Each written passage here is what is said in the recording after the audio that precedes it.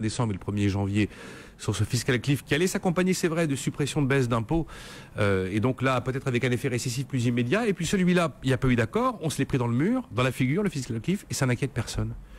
Il y a eu 2-3 brévouilles, il y a 2-3 articles dans la presse française, vendredi personne n'en parlait, on est presque les seuls à avoir évoqué ce sujet ici. Vous comprenez ce qui se passe? Parce que quelque part, en France par exemple, après on va revenir aux États-Unis, on se prend à rêver qu'il y a un fiscal cliff.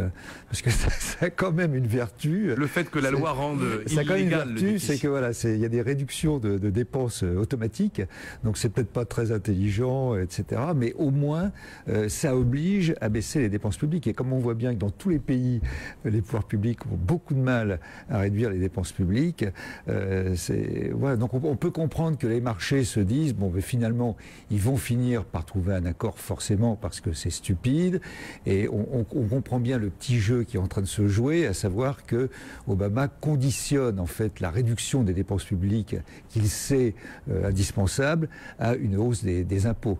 Alors, on voit bien que tout ça, il faut rappeler que les Républicains ont quand même déjà donné 150 milliards de hausse d'impôts sur 2013, hein, donc ils ont déjà fait un pas. Donc on voit bien que le deuxième pas, d'autant que vous avez rappelé que le 27 mars, on a le problème là, 27 mars, c'est le financement du budget fédéral. Le budget fédéral ça, qui peut conduire au gouvernement de shutdown, et après en mai, ce sera le mur de la dette. Et c'est le mur de la dette, donc on voit bien qu'il y a des échéances qui arrivent, et quand même que l'intérêt des politiques, c'est de trouver un accord. Oui, mais il y a une espèce de politique spectacle incroyable. Regardez Barack Obama qui fait libérer des prisonniers immigrés clandestins en disant « à cause des républicains, je n'ai plus assez de sous pour les maintenir en détention ». Vous avez des économistes qui commencent à vous dire qu'on va manquer de nuggets de poulet et de hamburgers, parce qu'évidemment ça parle à tout le monde. C'est bon pour eux, c'est bon, ils sont trop gros les Américains. On théâtralise cette espèce de politique. On voit bien le discrédit des politiques dans tous les pays, parce que même Obama, qui a un charisme, qui a un leadership, qui vient de se faire réélire, même lui a du mal en fait à mettre en place une politique, à convaincre les deux chambres, etc. Ça nous ramène à donc c'est vraiment, sur les vraiment la défiance, si vous voulez, qu'il y a actuellement vis-à-vis, on parlait du monde des affaires tout à l'heure, du monde économique, du monde médiatique, du monde politique. Il y a une véritable défiance des populations vis-à-vis des politiques qui sont menées. Y compris aux États-Unis. Y compris aux États-Unis. Comme ce qu'on a pu observer en Italie. Et bon, Olivier Berruyer sur le fiscal cliff. En tout cas, ça montre qu'il y a une paralysie du pouvoir politique pour prendre des mesures importantes de réduction. Alors là, on a des coupes claires de 85 milliards. Le déficit étalé sur un peu plus d'un an, enfin sur une année à peu près. Le déficit est de 1100 milliards là-bas. L'équivalent en France, ce serait une baisse des dépenses de 10 à 15 milliards. En 2011, on a baissé les dépenses publiques de plus de 40 milliards. Pourquoi? Parce qu'il y avait eu un sursaut de dépenses publiques dans les plans de soutien durant la crise. On a arrêté les plans de soutien, donc ça a diminué très facilement, puisqu'évidemment tout ça était temporaire. Les États-Unis ont fait la même chose, sauf que ça fait 5 ans qu'ils ne diminuent pas leur soutien temporaire à la croissance. Alors, évidemment, ça fait un peu plus de croissance. Enfin, c'est plus de 1000 milliards de dollars de dettes en plus par an. Et dans les projections du budget, ça continue encore sur presque 10 ans, ces dépenses-là. Donc on voit que ce fameux mur est extrêmement limité en montant. Le déficit américain, c'est le double du déficit français en pourcentage du PIB, c'est presque 8% de déficit. Donc là, ils vont le passer à peu près 6%. Enfin, c'est encore très très loin d'un 3% qu'on vise et d'un 0% pour être à l'équilibre. Et on voit que pour faire ce petit pas, c'est quand même un cirque qui dure depuis 6 mois. Donc effectivement, on devrait s'inquiéter beaucoup plus de cette situation-là. Bon, pour le moment, tant mieux, les marchés réagissent pas. Mais enfin, on voit en une semaine, on a ce problème-là majeur aux États-Unis qui montre qu'ils n'arrivent pas à réguler leur dette, plus le problème italien. Et assez étonnamment, il y a assez peu de réactions sur les marchés. Un événement, c'est Ben Bernanke qui, tandis que les minutes de la Fed nous laissaient comprendre qu'il y avait des réticences à continuer la politique monétaire très laxiste qui est menée depuis maintenant très longtemps aux États-Unis, Ben Bernanke va devant le Congrès et dit je continue, ça fonctionne, ça crée des emplois, ça fait vendre des voitures, ça stabilise le marché immobilier, ça redonne le moral aux consommateurs américains et aux entreprises, je continue à acheter tous les mois. Ah mais la morphine, ça donne toujours un peu le moral, hein. Ça c'est l'avantage de la morphine. Le problème c'est qu'au moment faut arrêter, sinon on va en mourir de cette morphine-là. Et c'est ça le problème. Qu'est-ce qui pourrait se passer finalement? L'effondrement d'une monnaie, un nouveau défaut souverain, Le danger majeur, il est sur le financement de ces déficits. Donc, autrement dit, les marchés qui, tous les mois, décident de prêter des centaines de milliards à des États qui, pour les dépenser, vont faire une prime à la casse, vont aller faire une guerre en Afghanistan. Enfin, donc, c'est que des dépenses où on voit très bien qu'il n'y a aucun retour sur investissement. Donc là, vous financez des déficits avec, normalement, aucun espoir d'avoir une amélioration économique à terme qui permet de rembourser ces dettes-là. Donc, c'est une espèce de Ponzi qui continue. Tant mieux, il y a de la confiance. Bon, ça, on ne sait pas pourquoi, on ne sait pas ce qu'il entretient vraiment.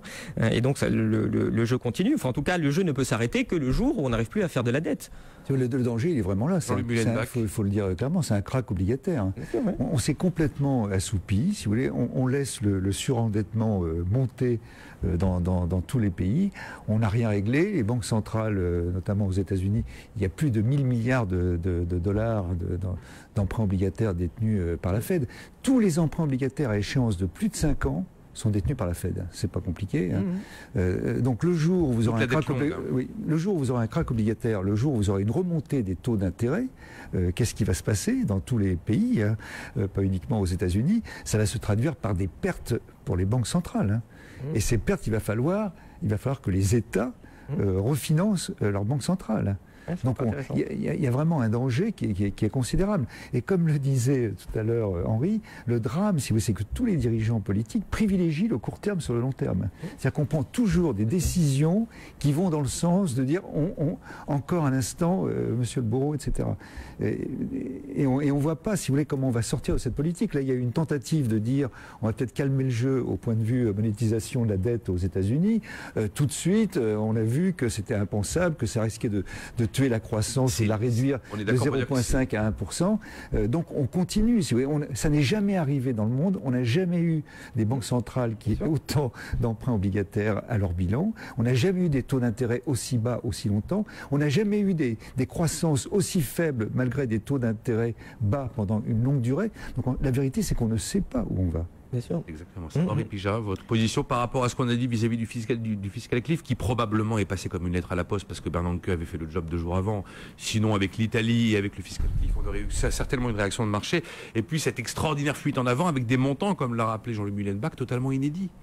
Oui, moi je suis d'accord avec ce qu'ont dit mes amis, et en particulier par les dernières remarques de Jean-Louis Muhlenbach. À court terme, les deux camps américains ont intérêt à cette affaire, puisque politiquement, on ne sait pas faire des choix, ni de couper dans les dépenses, ni de créer des impôts nouveaux, fussent-ils sur les riches, entre guillemets. Mais la mécanique, l'automatisme budgétaire inventé, qui a été mis en place dans les institutions américaines, va faire le travail. Ça sera un mauvais compromis. Il ne faut pas se faire d'illusions. Donc c'est pas ça qui est très, très important. Et là, je souscris tout à fait à ce qui a été dit, encore une fois, c'est le moyen terme. La vérité, c'est que depuis 30 ans, on joue sur la monnaie.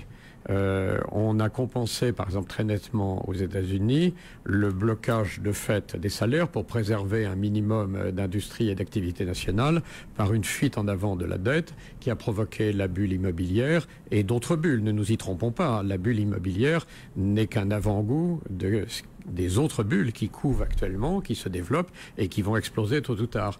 On s'aperçoit que le Japon, qui est en stagnation depuis maintenant 12 ans ou 13 ans, je ne sais plus, a une idée de génie, c'est de changer totalement la politique de la Banque centrale pour fabriquer du yen à tout va. On voit en Europe les pressions constantes qui sont faites sur la Banque centrale européenne et de facto sur l'Allemagne pour trouver une politique expansionniste, c'est-à-dire une politique de fuite devant la monnaie. Une politique de taux de change pour faire baisser le niveau de l'euro aussi. Voilà. Alors, moi je crois qu'il faut rapporter ça à la réalité économique actuelle. La réalité politique économique actuelle, elle est mondialisée. Il y a un seul marché avec toutes les complexités qui en découlent. Et ce marché ne peut fonctionner que s'il y a un minimum de mécanismes qui fonctionnent et dans lesquels on a confiance. Ce que l'on est en train d'installer, et ça se voit à travers tout ce que nous avons dit ce matin sur des aspects ponctuels, on est en train de casser la confiance envers des opinions, non seulement envers les politiques, mais envers l'économie, envers les affaires, mais envers l'économie en général. Donc, plus personne ne s'intéresse au système monétaire international, n'est-ce pas? Le dernier, je l'ai déjà cité un certain nombre de fois à cette antenne, c'était Jacques Rueff, un Français, qui a dit, attendez, mais il y a 30 ans de cela, attention, on est en train de détruire les bases sur lesquelles nous sommes assis. On a trouvé des expédients depuis ce temps-là pour échapper à la réalité. Alors, on s'aperçoit que ces expédients, ils sont de plus en plus rares, de plus en plus complexes et avec des effets de plus en plus limités, éphémères, et souvent avec des conséquences collatérales négatives. Donc, nous sommes en train, là, d'installer un système dans lequel on peut se trouver devant un blocage immédiat et très subi de l'économie. C'est ce qui s'est passé en 2009, rappelons-nous. Il a fallu que, tout d'un coup, alors on a résolu là aussi le problème par une fuite en avant, mais tout d'un coup, on s'est trouvé devant un système qui ne marchait plus. C'est-à-dire que les banques ne prêtaient plus, oui, il n'y avait plus d'argent.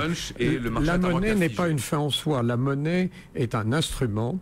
Et si on casse l'instrument, tôt ou tard, on le paye. Alors, quand on dit cela, on dit, mais écoutez, vous êtes vous racontez des sornettes, il y a 30 ans que ça dure, etc. Il y a 30 ans que ça dure, mais avec des conséquences de plus en plus graves. Je ne crois pas que la situation de l'Europe, avec le taux de chômage qu'elle a et le grippage économique qu'elle subisse, puisse durer éternellement. Si vous prenez la Chine, il y a un double élément. La Chine est en train de voir les conséquences d'une expansion économique exagérée. Elle va avoir à régler des problèmes sociaux, politiques, économiques. Oui, elle doit s'inventer un État-providence pour pallier son vieillissement. Mais par ailleurs, la Chine est devenue une puissance économique. Donc elle va jouer dans ce système monétaire international. Donc sans faire preuve de qualité divinatoire, je pense qu'on peut prévoir que dans les mois ou les 2 ou 3 années qui viennent, il faudra se mettre autour d'une table, non plus pour faire du G20, mais pour réfléchir au système monétaire international. Et ça sera beaucoup plus compliqué qu'avant, car avant, les États-Unis disaient « Bon, chacun a parlé, les enfants, maintenant, c'est moi qui décide, je suis le dollar. » Et tout le monde s'inclinait. C'est ce qui se passe depuis 30 ans et plus, depuis 1971. Aujourd'hui, c'est plus compliqué.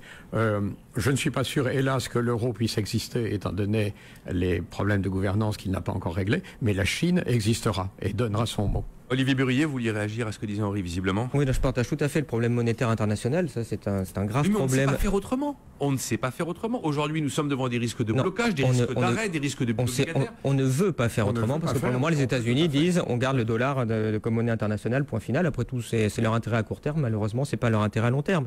Ce qu'on vit, pour reprendre l'image aussi des 30 ans, c'est comme pour la cigarette. C'est-à-dire, pendant 30 ans, vous fumez 2 paquets par jour, ça va très bien. La 31e année, on vous présente la facture. Donc voilà, c'est ce qui va arriver.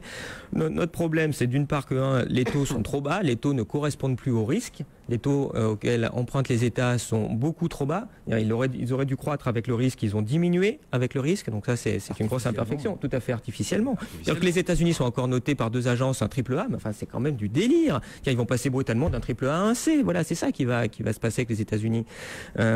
Si on regarde en France, depuis 25 ans, la dette a doublé. Les intérêts de la dette n'ont pas pris 1 euro de plus parce que les taux ont baissé et ces taux ne remontent pas. Donc ça empêche une allocation efficace des ressources, ça empêche les États de se réformer. Et comme l'a dit Henri, comme on n'arrive pas à choisir entre baisser les dépenses et augmenter les impôts, et après tout ça est discutable, le problème c'est qu'on fait autre chose, c'est qu'on fait de la dette. Et ça ne peut pas marcher, ce système-là. Donc on a devant nous un vrai rétablissement d'un équilibre et une cessation d'un endettement permanent. Un mot sur le Portugal, rapidement, on a 2 minutes 40. L'Irlande, récemment, a fait une réorganisation de sa dette, qui est d'ailleurs passée assez discrètement. On a beaucoup parlé. Enfin, c'est quand même un début de restructuration de dette, on appelle ça comme ça s'appelle pas un défaut. C'est un début de restructuration de dette. Visiblement, le Portugal va faire des demandes pour être traité à l'égal de la Grèce. Henri Pijat. Oui, je crois qu'il y a quelque chose de tout à fait intéressant dans ce qui s'est passé ces dernières semaines. Depuis un certain nombre d'années, tous les pays demandent des délais. Le champion en la matière, c'est la France. On a demandé des délais, mais on n'a fait aucune réforme de structure.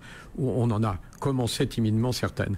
Le fait nouveau, en principe, on verra ce qu'il en est dans la réalité, c'est que le délai plus ou moins tacitement accordé à la France est mis en parallèle avec les réformes de structure. Alors, je crois et c'est ce qui s'était passé pour la Grèce. Et là, le cas grec est utile car il constitue un précédent. Oui. On a dit aux Grecs, réformez-vous. D'abord, les réformes de structure, c'est quoi? C'est rétablir des conditions de travail normales, entre guillemets. C'est limiter le coût des retraites. C'est rationaliser le coût des indemnisations des problèmes de santé. C'est limiter le poids de l'État. Et cinquièmement, je dirais, c'est réviser les conditions de formation et d'éducation. Ce sont 5 chantiers qui, en France, ne marche pas et qui au Portugal marche mal ou pas. On ne va pas entrer dans les détails, on n'en a plus le temps. Donc si on dit nouveau délai pour faire des réformes de structure, c'est bien. Si on dit nouveau délai simplement pour dépenser plus que ce dont on dispose, eh bien ça sautera dans quelques semaines ou quelques mois. Jean-Louis Muhlenbach, un délai pour le Portugal, une restructuration plus proche de nous encore ?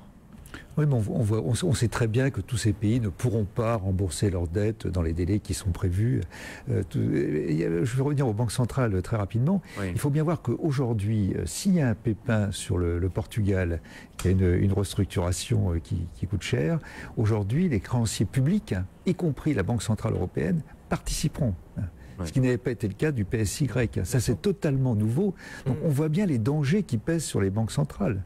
Non seulement elles ont le risque de krach obligataire dont on a parlé tout à l'heure, mais elles ont aussi tous ces pays surendettés qui sont incapables de rembourser. Et un jour, les banques centrales devront contribuer avec le privé, avec les États, au financement. On va terminer avec vous, Olivier. Est-ce qu'on a encore une fois une autre solution pour le Portugal que de leur accorder un délai et de faire un haircut sur une partie de la dette, probablement ? Non. Non. Non, évidemment, de toute façon, on n'a pas le choix. On a prêté tellement d'argent au Portugal que forcément, s'il ne peut pas rembourser, soit on passe tout de suite la perte et on voit que ça met en l'air les banques centrales et ça pose des problèmes politiques majeurs, soit on accorde les délais. Donc c'est ça qui est devant nous. Et on parlait du PSY, mais le PSY, ça a constitué... c'est la réorganisation de la dette grecque dont on parle. Oui, en gros, la Grèce devait de l'argent à des prêteurs privés. Maintenant, elle doit à peu près la même somme à des prêteurs publics. Elle ne pourra pas plus se rembourser. Et qu'est-ce qui va se passer ? Et ça, c'est nouveau dans l'histoire d'avoir des dettes gigantesques entre États qui ne pourront pas être payés, ça va poser des problèmes politiques intéressants. Bien, on a terminé, messieurs. Olivier Burrier, Jean-Louis Muhlenbach, Henri Pijat. Il y a eu cette phrase de Mario Monti la semaine dernière: la crédibilité de la politique menée dans un pays peut souffrir si d'autres demandent des reports et les obtiennent. Vous voyez bien de qui il voulait parler. Bien, on se retrouve demain. BFM Business,